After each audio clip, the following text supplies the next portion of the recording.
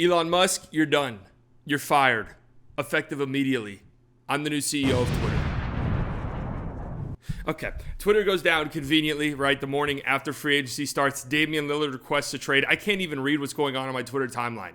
Elon Musk, I want to say what I want to say what I'm feeling, but it's the first 30 seconds of the video, and I don't want to get demonetized. I wanted to do a video today just kind of talking about what I've liked so far from free agency, and really it was going to be a Mavericks-centric video because I'm in love with what they've done so far. I think that they've really had one of, if not maybe the best off seasons so far across the league, right? But then this Damian Lillard news drops, so we have to talk about that, of course. I'm still going to get to Kyrie. I'm still going to get to all the Mavericks stuff. I'm still going to get to some of the other contracts I like and don't like so far a few days into free agency. I guess not even a full day into free agency, a few hours into free agency. But let's start with this Damian Lillard stuff. Portland, good job. I've been saying for weeks now, I will not consider Portland having a good offseason unless Damian Lillard is off the team. It's just time to rip that Band-Aid off and go in a different direction. So this is good news for the franchise. It sucks for the fan base, right? Because Damian Lillard, probably the greatest Blazer of all time. And it sucks to see a guy like that leave, a legit superstar for a small market. But just in terms of team building, just in terms of moving forward with the franchise, it just makes sense to move on. So, this is good for Portland. Now, the Jeremy Grant contract, $160 million for 5 years. That contract is obscene. I didn't understand it at the time, and it really doesn't make sense now. Like, did Portland have no idea, really? Like, did Dame just spring this on them this morning? Was Damian Lillard just looking out for his boy, Jeremy Grant, and letting him get a contract, then he's requesting a trade? Like, I'm trying to figure out what the fuck went on here, because surely, if Portland thought that they were going to lose Dame, surely they're not giving Jeremy Grant that contract, right? Like, I would have to imagine, like, there's better ways. I know that they have to use their cap space, but there's better ways to use their cap space than that. Do they go to Jeremy Grant and say, hey, man, listen, about that contract, it hasn't been officially signed yet because it can't be until July 6th or whatever. So, yeah, let's talk about it. Let's go back. Let's revisit some of the terms of that deal. I don't know what the hell's going to happen. But if Miami gets Damian Lillard, which is what it sounds like is going to happen, dropping dimes 20, he called this. This is what it sounds like is going to happen is Damian Lillard gets traded to Miami, and assuming they keep Jimmy and Bam, which I'm going to imagine they would, wow. I mean, they're going to be a tough team to beat. They are going to be a tough team to beat. I don't know how they're not favorites in the East, especially considering how good they've been in recent years. So that's what I have to say about that. As of the time I'm recording this and uploading this, there's no news on Damian Lillard outside of the fact that he has demanded a trade. And Miami, Brooklyn, San Antonio was the name that got brought up. Philly, the Clippers, those are all the teams that sound somewhat interested. So just keep in mind that's of the time I'm recording this. Now let's get to the meat and potatoes of this video. Winners of free agency so far, just a few hours in, like 12 hours in or whatever. The Mavericks, man. I think that they've done such a good job this free agency, this offseason. They bring back Kyrie Irving, 2 years plus a player option, $130 million or something like that. It's $37 million, I think, the first year is what we believe it to be, and then it's going to go up as time over the next few years. That gives the Mavericks full access to the mid-level exception. This is such a great deal. Like, whenever this offseason started, because I want to push back against a lot of the narratives I'm seeing right now. I was listening to the Hoop Collective today, and Tim Bontemps said it was a desperate contract. How the fuck is this a desperate contract, man?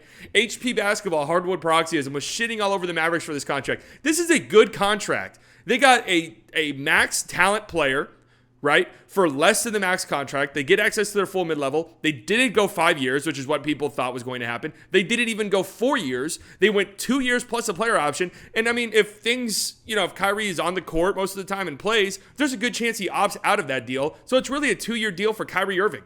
And people are laughing at the Mavericks still. And they shouldn't. They're making a fucking fool of themselves. And I understand why it is, right? Because they go into the trade happens, and yes, the Mavericks underwhelm. Oh, it's all Kyrie's fault. It's all right. Pat myself on the back. It's so easy to blast Kyrie Irving. It's the easiest thing to do for a national media member. They know they're going to get the cheap retweets, the cheap likes. Like, it's the easiest thing to fucking do, right? So pat myself on the back. Kyrie blew up another franchise. Am I right, guys? He's going to be out of there. Dallas is so stupid. I can't believe they made that trade. He's going to walk in free agency. Okay. Then all of a sudden it's like, oh, well, Kyrie's probably going to stay. Then the next narrative is, oh, well, Kyrie, it's going to be 5-year max. What a dumbass franchise. I can't believe they're going to give a 5-year max to Kyrie Irving. Then he signs this deal, and now they still have to, they've already dug their heels so deep into this camp, right, that they just have to keep going. It's still a terrible contract. The Mavericks are still dumbasses. You're a dumbass. Do you understand? You are a dumbass, okay? You just are. I don't make the rules. You just are one. I love this deal for the Mavericks. We'll see what they do for the full mid-level. If they split it amongst a few guys, if they use it on one guy. You know, I'm looking at Grant Williams, and I have to say, KP gets an extension, $30 million. They're going to give Jaylen Brown an extension. That's going to be like $50-something million. O'Shea Brissett goes there for a multi-year deal. I'm wondering, are they just out on him? Because I can't imagine that they're going to pay him $14 million a year over the next 3 years when they have all of those contracts. And I don't even know why I threw O'Shea Brissett in there. Like, he's going to get a big number or anything like that. But still, my point still remains. Like, I think Grant Williams is probably obtainable. And if you bring him in for the full mid-level, you know, that's a great job.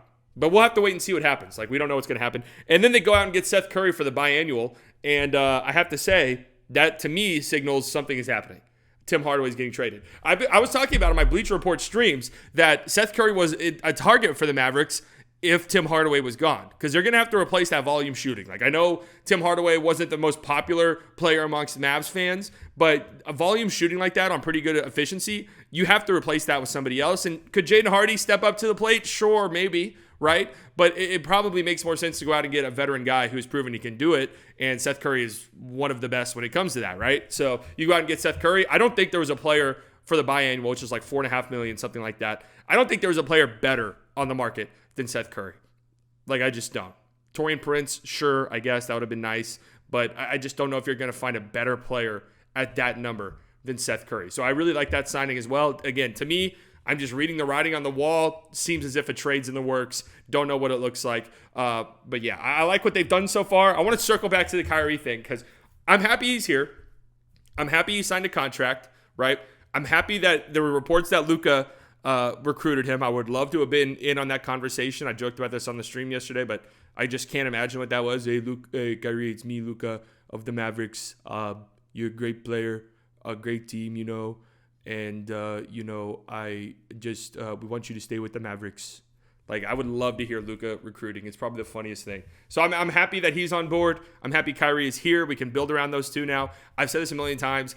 If you play last season out 100 times, I guarantee you, without major injury, knock on wood, without major injury, I feel like we just saw probably the worst case scenario for the Mavericks last season. And hopefully we can move forward next year with these two, a full year. We make some more moves along the edges, and the Mavericks are going to be just fine. That's how I feel, right?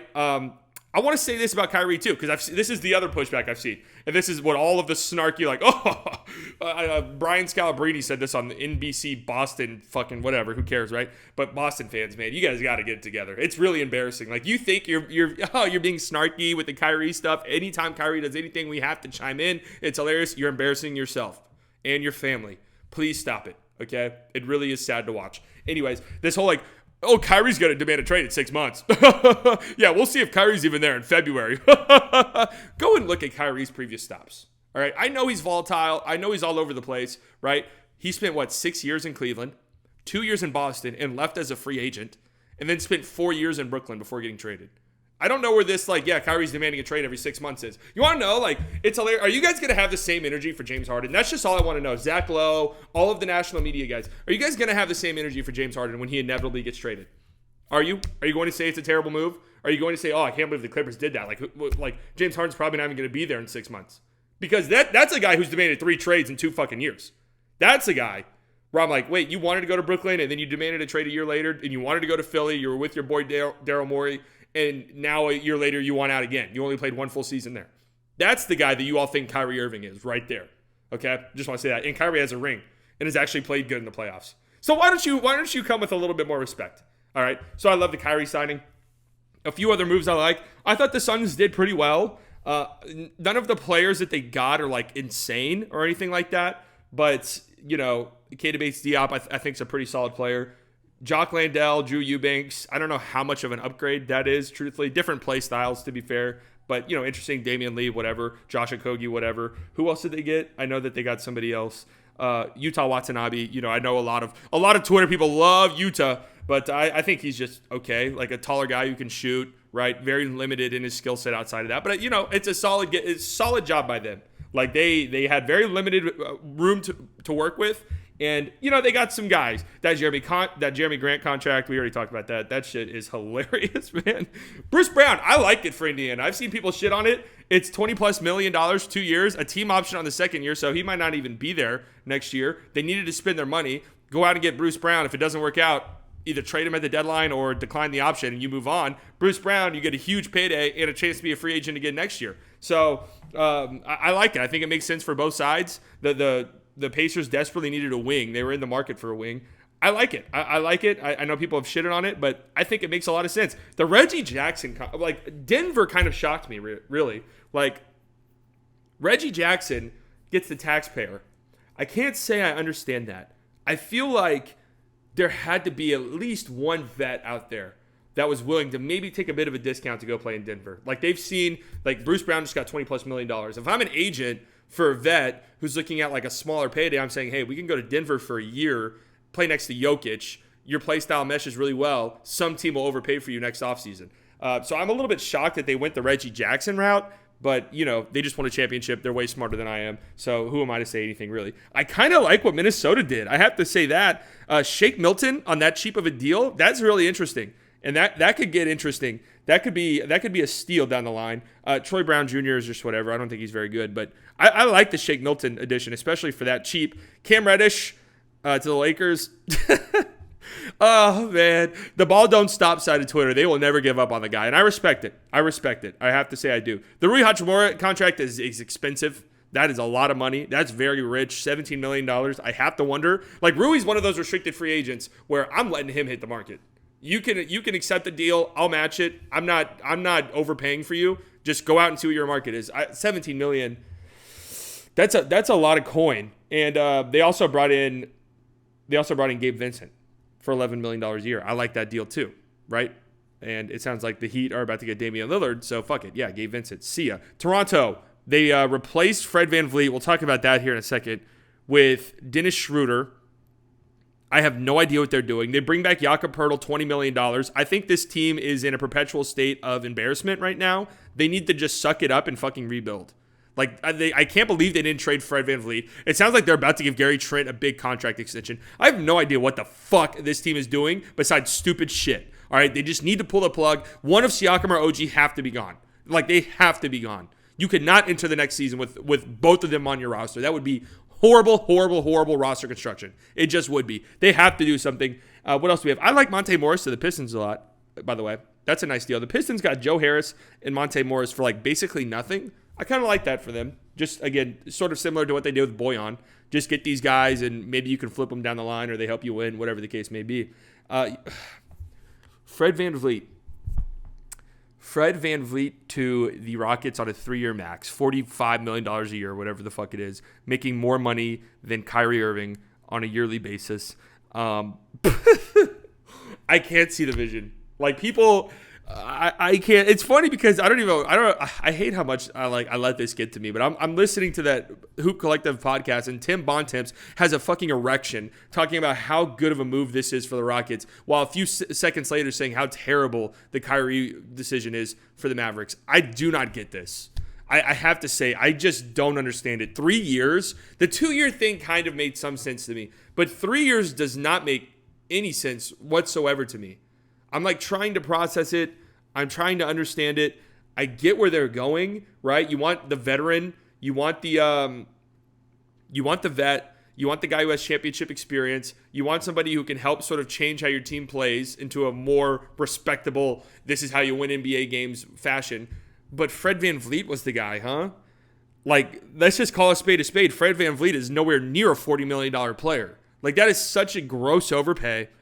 I don't know. I have to see how it plays out, right? I'm not very high on it at all right now. Nowhere near as high as some people are. I'm surprised how much love that move is getting because I can't say I see the vision. Okay.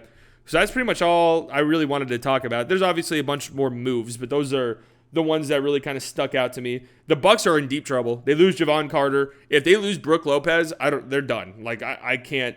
I don't know what happens to them. And I'm not just talking about next season. I'm talking about for the future. I really don't know. They're already in a weird spot for the future, even if they keep Brook, just because their team is so old and they have no assets and they have no young guys. But if they lose Brook, yeah, they're fucked. I don't know what they're going to do.